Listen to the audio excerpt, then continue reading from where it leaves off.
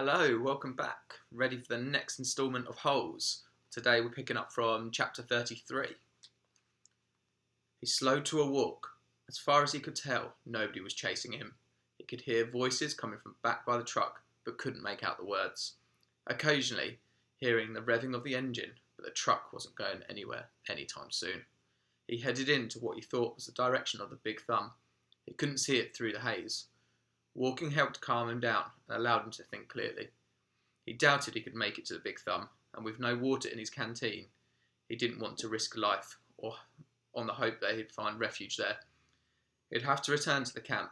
He knew that, but he was in no hurry. It would be better to return later, after everyone had the chance to calm down, and as long as he came this far, he may as well look for Zero. He decided he would walk along as he could, until he was too weak to go any further. Then he would turn around and go back. He smiled as he realised that wouldn't quite work. He would only go halfway as far as he thought he could go, and then he would still have enough strength to return. Then he would have to make a deal with the warden, tell her where he found Kate Barlow's lipstick tube, and beg for mercy. He was surprised by how far the holes extended. He couldn't even see the camp anymore, but he still kept passing holes. Just when he thought he'd passed the last hole, he came across another cluster of them, a little further away. Is he Luna in the background? Back at the compound, they dug in a systematic order, row upon row, allowing space for the water truck.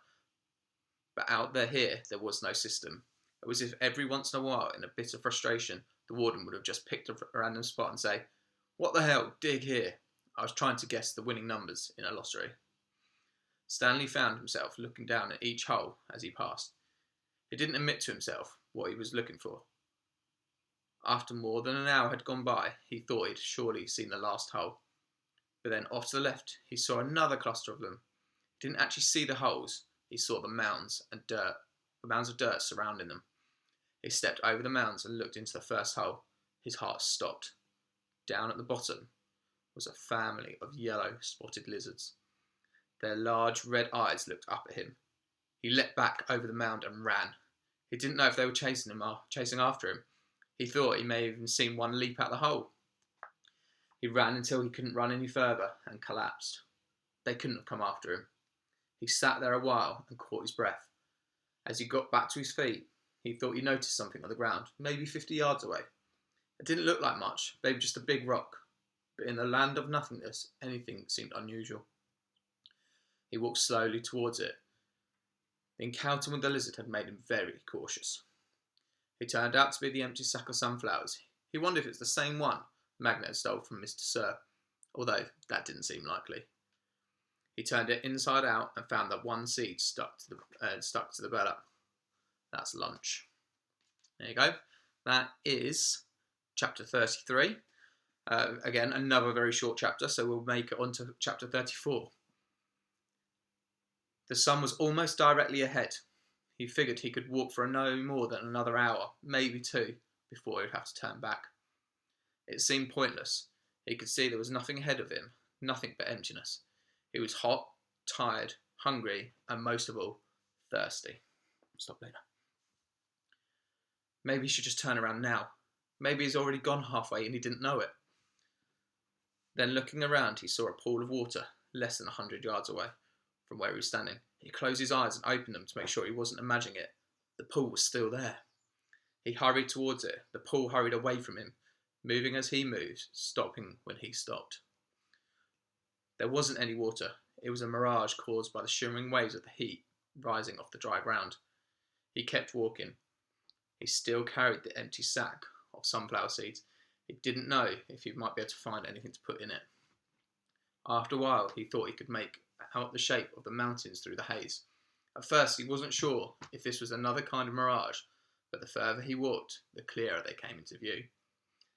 Sorry, I read that bit. Almost straight ahead of him, he could see what it looked like a fist with its thumb sticking up. He didn't know how far away it was. 5 miles? 50 miles? One thing was certain, it was more than halfway. He kept walking towards it, although he didn't know why. He knew he'd have to turn around before he got there, but every time he looked at it, it seemed to encourage him. giving him the thumbs up sign. As he continued to walk, he became aware of a large object on the lake. He couldn't tell what it was, or even if it was natural or man-made. It looked a little like a fallen tree, although it did seem like the trees were growing here. More likely, it was a ridge of a dirty old rock. The object, whatever it was not on the way to Big Thumb, but off to the right. He decided whether to go on to it or continue towards the Big Thumb, or maybe just turn around. There was no point in heading towards Big Thumb, he decided. He would never make it. For all he knew, it was like chasing the moon.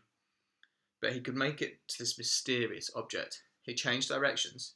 He doubted it was anything, but the fact that there was something in the middle of all this nothing made it hard for him to pass. He decided to make the object the halfway point, and he hoped he hadn't already gone too far. He laughed to himself when he saw what it was. It was a boat, or part of a boat anyway. It struck him as funny to see a boat in the middle of a dry, barren wasteland, but after all, he realised this once was a lake. The boat lay upside down, half buried in the dirt. Someone may have drowned here, he thought grimly, at the same spot where he could very much die of thirst. The name of the boat had been painted on the back. The upside-down letters were peeled and faded, but Stanley could still read the name, Mary Lou. On one side of the boat there was a pile of dirt and a tunnel leading down below the boat. The tunnel looked big enough for a good-sized animal to crawl through. He heard a noise. Something stirred under the boat. It was coming out. "Hey!" Stanley shouted, hoping to scare it back inside. His mouth was very dry, and it was hard to shout very loudly. "Hey," the thing answered weakly. Then a dark hand and an orange sleeve reached out of the tunnel. That there is chapter 34. Again, another short chapter, so I think we can do one more. Let's do chapter 35 as well. Zero's face looked like a jack-o'-lantern that had left out too many days in the past Halloween, half rotten with sunken eyes and a drooping smile. "Is that water?" he asked. His voice was weak and raspy.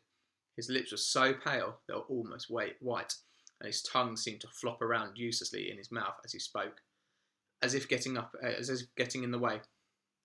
"It's empty," said Stanley. He stared at Zero, not quite believing that he was real. "I tried to bring you the whole water truck, but..." He smiled sheepishly. "I drove it into a hole." "I can't believe you're..." "Me neither," said Hero. "Come on, we need to get you back to camp." Zero shook his head. "I'm not going back." "You have to. We both have to." "You want some sploosh?" Zero asked. "What?" Zero shaded his eyes with his forearm.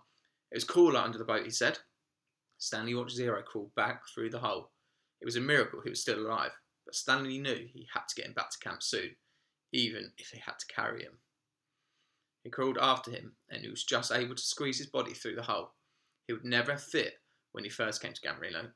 He had lost a lot of weight. As he pulled himself through, his leg struck something sharp and hard. It was a shovel. For a second, Stanley wondered how it got here, but then remembered that Zero had taken it with him after striking Mr. Verdansky. It was cooler under the boat, which was half buried in the dirt. There were enough cracks and holes in the bottom of the boat, now the roof, to provide light and ventilation. He could see empty jars scattered around. Zero held out a jar in his hand and grunted as he tried to unscrew it. "What is it?" "Sploosh." His voice was strained as he worked on the jar. "That's what I call it. They were buried under the boat." He still couldn't get the lid off. "I found 16 jars. Here, hand me the shovel." Stanley didn't have a lot of room to move. He reached behind him, grabbed the wooden end of the shovel and held it out to Zero, blade first. "Sometimes you have to," Zero said, and then hit the jar against the blade of the shovel, breaking the top of the jar clean off. He quickly brought the jar to his mouth and licked the sploosh off the jagged edges before it spilled. "Careful," Stanley warned. Zero picked up the cracked lid and licked off the sploosh. Then he handed the broken jar to Stanley. "Drink some." Stanley held it in his hand and stared at it for a moment. He was afraid of the broken glass. He was also afraid of the sploosh. It looked like mud. Whatever it was, he realised, must have been in the boat when the boat sank. That meant it was probably over 100 years old. Who knew what kind of bacteria might be living in it? It's good, said Zero, encouraging him. He wondered if Zero had heard of bacteria. He raised the jar to his mouth and carefully took a sip. It was warm, bubbly, mushy nectar, sweet and tangy.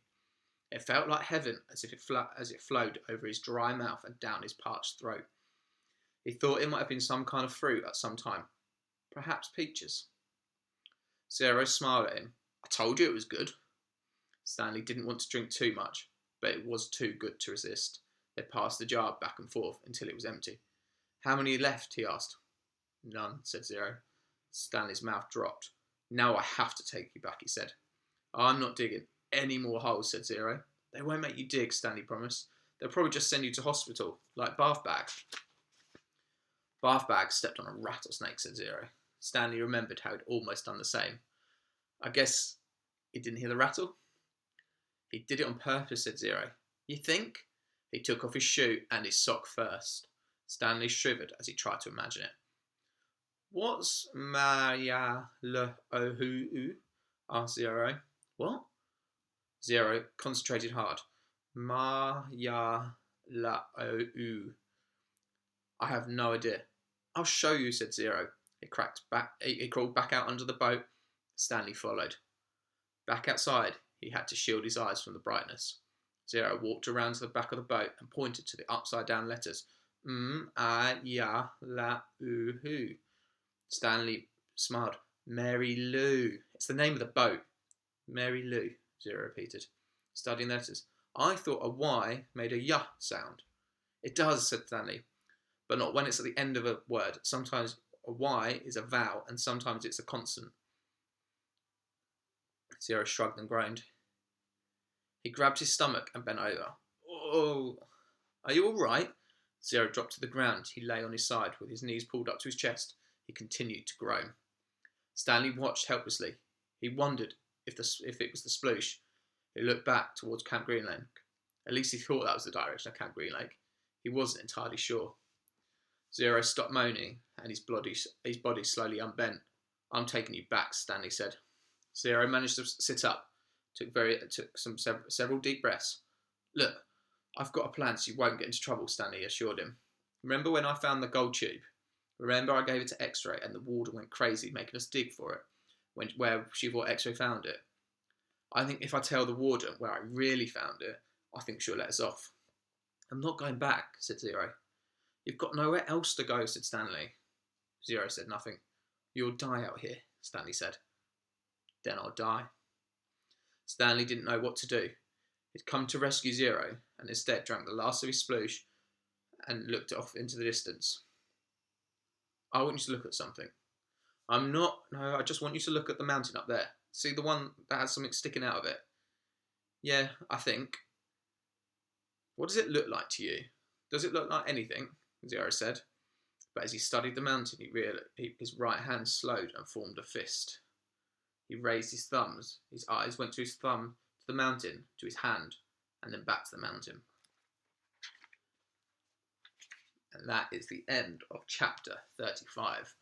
You'll have to tune back in tomorrow for the next couple of chapters. Stay safe, take care, and I'll see you later.